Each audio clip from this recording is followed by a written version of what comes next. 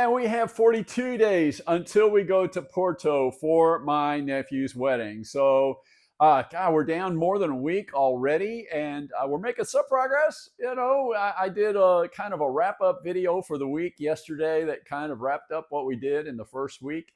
So lots more to do. I worked a little while today. I was trying to get a few things together for videos.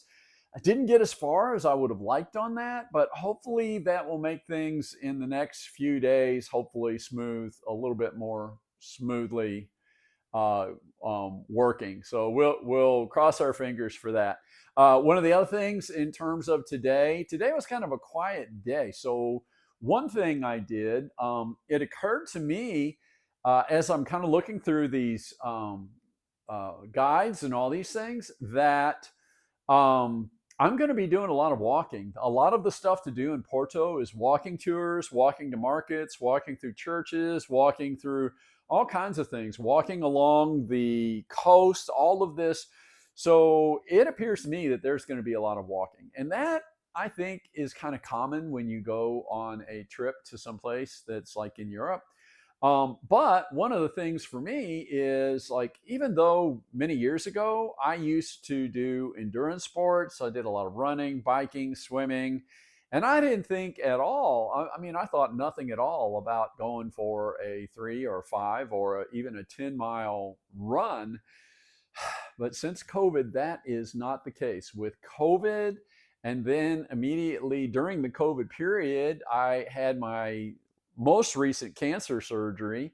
And after that, all of the stuff I had to just really back off on that. So I have not been out. I have not been as active.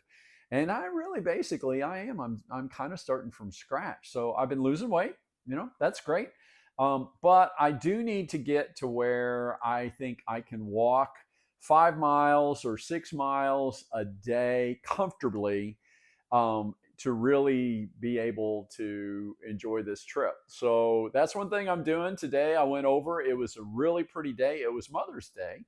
It was a very pretty day. It was in the low 80s. It was very, very comfortable. And there's a park near my house. I went over there to the walking trails and I walked a couple of miles. So that's pretty good.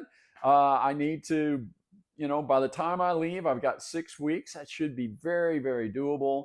I should be able, hopefully, to walk 5 or 6 miles a day comfortably. So we are working on that. For Portuguese today, we didn't really do a lot with that, but a little bit. As I said, it was Mother's Day. I had dinner with a lot of the members of my family. I was checking with them to see who among them might be going to Portugal. And unfortunately, none of them were going to be able to go. Although I found out that my mother and my sister are considering going, which would be amazing. But they have not committed yet. They have to figure out airfare, that kind of stuff, figure out, trips and hotels and all that. So that is not a definite thing yet. But we did kind of do a gut check on that. And so with that, I think that kind of wraps up today, kind of keep it short and sweet. And I don't want to forget my Portuguese word of the day, which I have done a few times. The Portuguese word of the day is abacaxi. Abacaxi. And that is the word for pineapple. So it is not piña. Piña is Spanish. Portuguese is abacaxi. And I can tell you from experience, I went to Brazil one time, probably almost 10 years ago, actually 12 years ago. I went to Brazil and I had learned a little bit of Portuguese before I went. And I found out when I got down there, they don't like it when you try to speak to them in Spanish.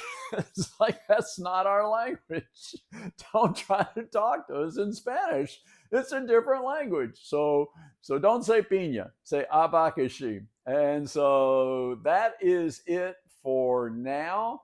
And we'll sign off there. So hopefully you can make it back tomorrow. We're doing the countdown. It'll be here before you know it. And that's it, my friends. Have a great day. And maybe I'll see you tomorrow. Take care. Bye.